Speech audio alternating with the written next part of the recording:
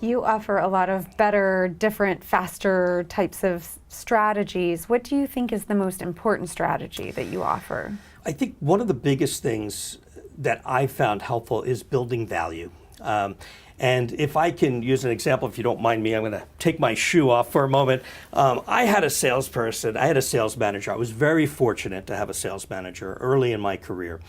And we were selling something that cost $10,000. And it was a cold close type of environment, which meant that we didn't see the customer. We didn't know who was coming. All we know is we met the customer for the first time. We had, for the most part, about 2 hours, 2.5 hours to make the sale.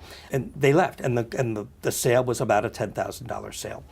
So we're all complaining we don't have the ability, it's too much money, we just can't do it, whatever the case was. Well, this guy took off his shoe and he says to the audience, "How much would you pay me for this shoe?" And he went around the room and we just said nothing, 25 cents, 50 cents, whatever. It was a smelly shoe, kind of like this one.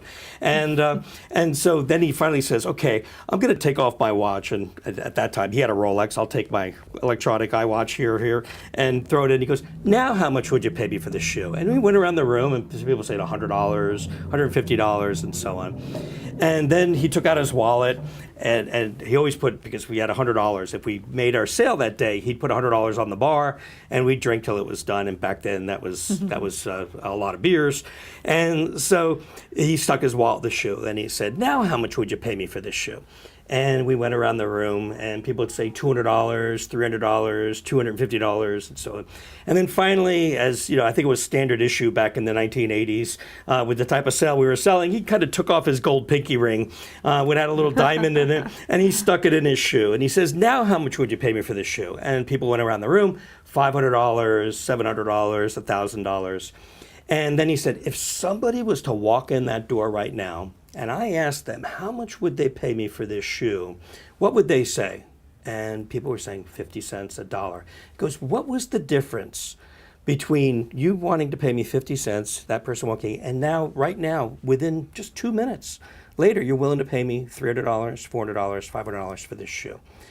He says, "The difference is you've had the benefit of a presentation." And he says, "That's what we're asking you to do." So it's simply a matter of how you present your features, your benefits, your story, your product, your service, that determines the value that the customer perceives. And so if I was to come in knowing the value of this shoe, if I was to sell it to you for $100, would you buy it? And the answer would be yes. And you wouldn't have to think twice about it. So if we're trying to sell something that costs $10,000, if you build $15,000 or $20,000 of value into it, now when you ask for something that costs $10,000, it's going to be a no-brainer. From that story on, I was the top sales rep in that environment, and it just changed. It changed my life. So I would probably say, going back to your question, what's the most important thing? What's the biggest value you can bring to the table, or the best technique? That to me is a game changer. It's a mindset changer because it gets in your head. It's a paradigm shift. Once you have that mindset of that you can influence how people perceive the value and what it is that you bring to the table, that changes everything. And to me, that's the power of sales. That's what's fun about sales. And how you sell is different than the way I sell, which is going to be different than the way someone else sells.